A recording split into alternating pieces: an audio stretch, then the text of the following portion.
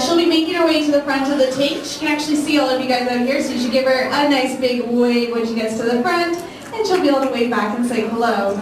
Now, AJ is pretty popular here at the aquarium and also in Ray Bay. You're going to see that all the animals are going to be rushing over to say hello to AJ pretty quickly. You can see they are certainly happy to see her here underwater.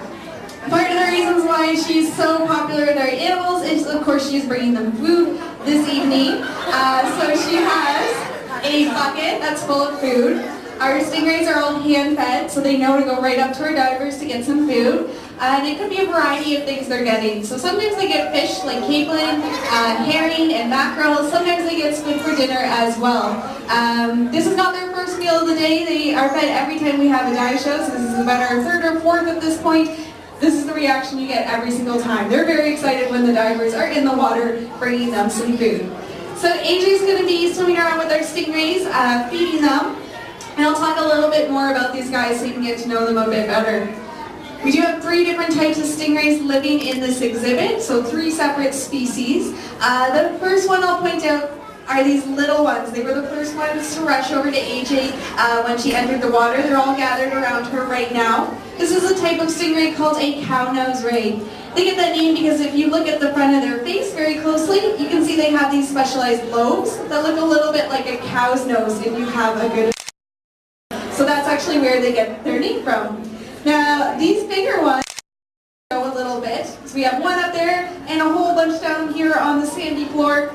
This is a type of stingray called a southern stingray. All of our southern stingrays in this exhibit are females, and you can see they're pretty big animals. That being said, we do have one final type of stingray in here who is the biggest one.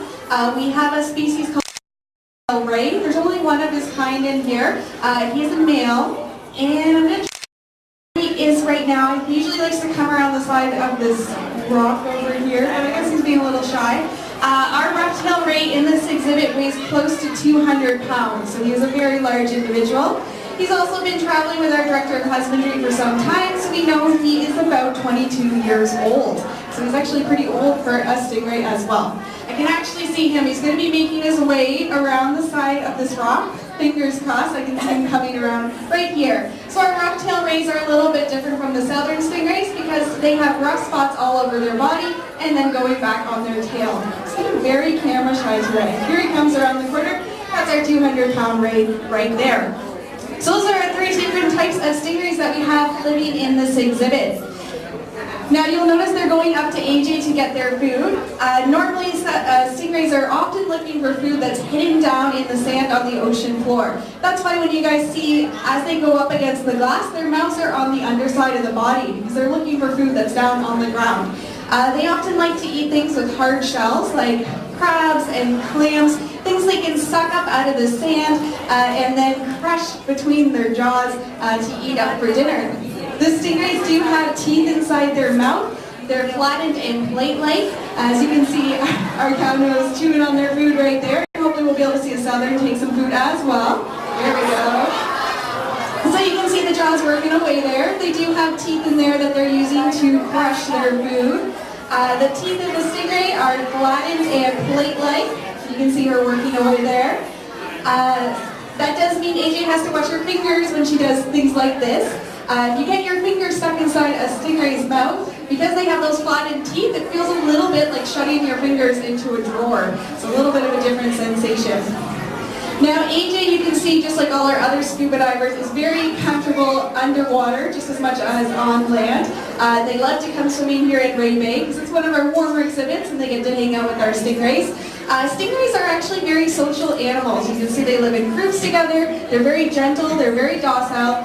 They're really happy to swim alongside humans both in aquariums and in the wild. You can see them going up. They like to dance with AJ a little bit. Now, stingrays are something that people tend to be quite afraid of because, of course, their most famous feature is the stinging barb that would be found on their tail. But there's a lot of misinformation that comes along with that barb, what it's used for, and how they use it. Here at the aquarium, our stingrays don't actually have any barbs. We've clipped them off. This is very similar to clipping your own fingernails or toenails. They don't have any nerves in their barbs, so they can't feel it when you clip them off. They don't need their bottoms here in the aquarium. Those stingers are used to protect them against predators, which they don't have any here in the aquarium. You can see our southern stingrays are pretty big. Not a lot of animals are going to try to eat them for dinner, but something like a large hammerhead shark, a great white shark,